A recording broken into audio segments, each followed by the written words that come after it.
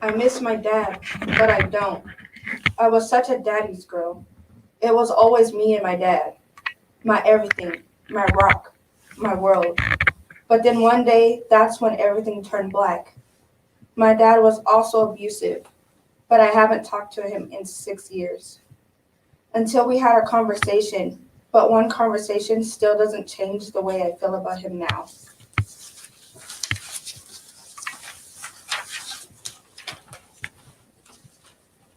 From the time I was born, I've always been a daddy's girl. My dad was a stay-at-home dad. He was aggressive, but still had his way of showing love. He loved women. He was a ladies' man. He loved being cocky. He always wanted to have the flyest fist in New Year. But now looking back, my dad was kind of slow. It's like certain things he would do wouldn't make sense. Years later, my mom would later go on to tell me that that was the case. My dad, being a stay-at-home dad, took care of me and my siblings.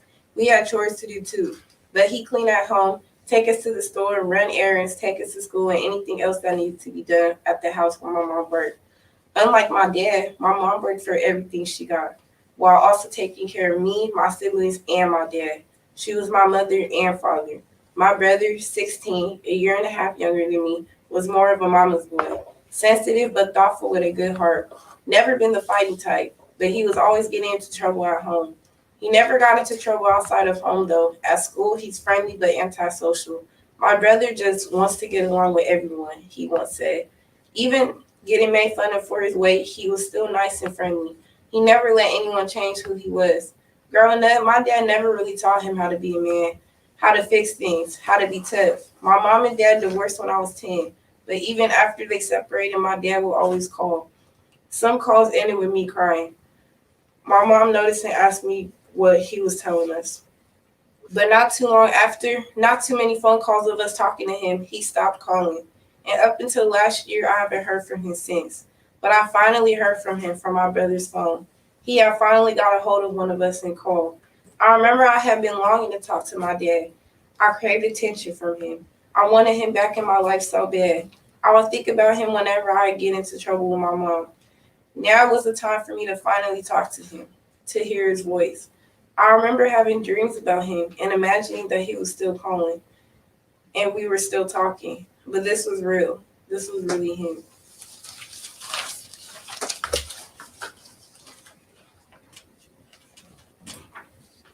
Last summer, I was in my room when my brother came in and tried to hand me his phone. It's Dad. I don't want to talk to him. Come on. No, I don't want to talk to him. She doesn't want to talk to you. Come on, he just wants to talk. Just talk to him. Deja, I'm so sorry.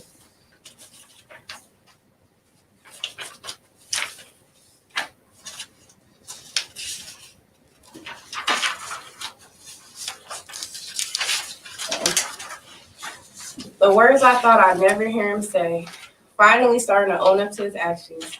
Something he never did. He always had excuses. But I continued to listen.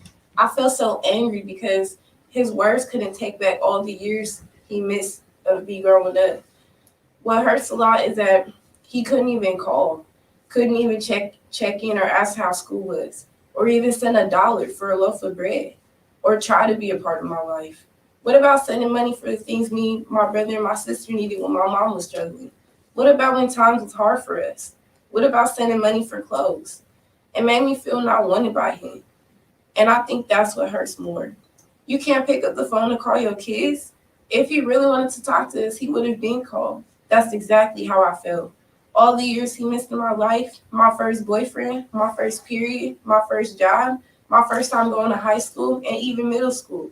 He wasn't there for any of it. Yes, I've yearned for my dad when I was younger, but as I started getting older, I started to see things more clearly. I know there's girls who grew up without a dad or a dad who wasn't there for him, a daddy who ain't shit. To those of you who grew up with a dad, without a dad, I need to let you know that you're not alone, and you never will be. It's not your fault, and it never was or will be. My dad was in my life up until I was 11, but after all these years, my mother has been my mother and father. I feel as though we always talk about mothers in a girl's life, but never really mention the daddy. We need our mothers, of course, the women who gave us life, But it takes two people to make a baby. Why is it that we never talk about our dads or the absence of a father in our lives or how important the role of a father is? It's almost like it's pushed to the side. Are people ready for this conversation? A girl needs her mother and father, not just one or the other. We need that relationship with our fathers, that bond, that unconditional love. Our first relationship should be with our fathers, not other men. I didn't realize how important the father role is until I started getting older. I didn't realize the absence of my father really affected the men I was attracted to, trying to search for love in other niggas, searching in the wrong places, choosing the wrong niggas, trying to love a nigga and crave the feeling of a nigga to love me back. My dad disappeared, and to this day, even though I'm angry at him, I really want that bond we once had and the love I once had for my dad. Even though he was abusive and his true colors started to show, I was still happy to have my dad in my life. I wish I could just have a normal father-daughter bond with him though. I'm so sorry. I've been going through a lot, and that's still not an excuse. I was thinking about what he was saying. Can I just forgive him? Nope, not until he shows me that he's really committed to doing right now and being here. And I wasn't even sure about that. I wasn't sure about giving him a second chance. Actually, I knew I wasn't going to give him a second chance. We'll talk about it if you have a boyfriend. I knew we couldn't talk about that. I didn't want to tell him about that or anything anymore. He missed out on a lot, and that's what makes me angry. I don't want to die alone. I don't want my kids to hate me. I'm not asking for forgiveness. I'm not asking you to forgive me. I really appreciate you giving me a second chance. At that moment, I should have changed my mind. I didn't know if he was going to change. I didn't know if I was going to give him a second chance. It was going to take a lot of work and effort to make things right again. When I got off the phone with him, I had mixed emotions about our conversation. I couldn't believe after all this time I had heard from my dad. He wasn't dead or hurt, though I think he got shot and was homeless for 5 years. And he didn't have a phone for a little bit. But I realize now that if he really wanted to talk to me, my brother, and my sister, he would have used someone else's phone to call my mom's number or find some kind of way to talk to us. But for him to expect us to call, my mom always said me and my brother are the children. It's not our job to call. The parent is supposed to call. It was my dad's job to call, not me. But I don't hate my dad. I hate the things he's done. I hate that you stopped calling. I hate how you disappeared. I hate how you missed so much of my life growing up. I hate how I never had a dad to tell me about niggas. I hate that it seems like you gave up on me, on my brother, my sister. Those words in that conversation we had means nothing. It still doesn't change the way I feel about you. It was always me and you before, but I'm still angry. And it hurt when you left because I really felt your presence, your absence. We were so close. I've always yearned for your presence. I've always wanted him and my mom to still be together and work it out so we could be a happy family.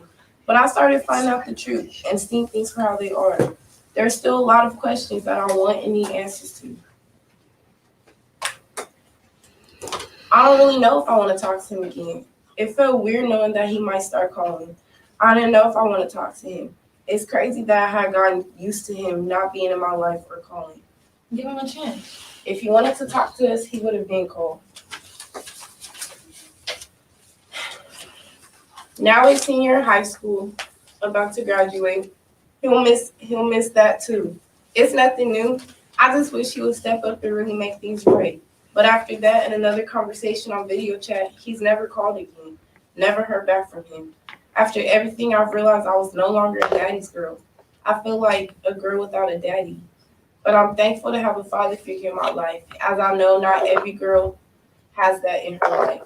But even with that, it's still not the same as having my dad there with me. I wish I had that father-daughter bond we once had. I wish I had my dad to tell me about boys, about how they want one thing, how they think. I'll kill someone over you. He would always say. I'll kill anyone for looking at my daughter. Don't look at my daughter, man. It just isn't enough because you haven't been here for me. I don't know if I can forgive, but I'll never forget. I'll never forget when I was a daddy's girl. So, who was this play by? Deajhanay. Say it again. Deajhanay. Deajhanay Johnson. That was very good. Let me stop these. All right.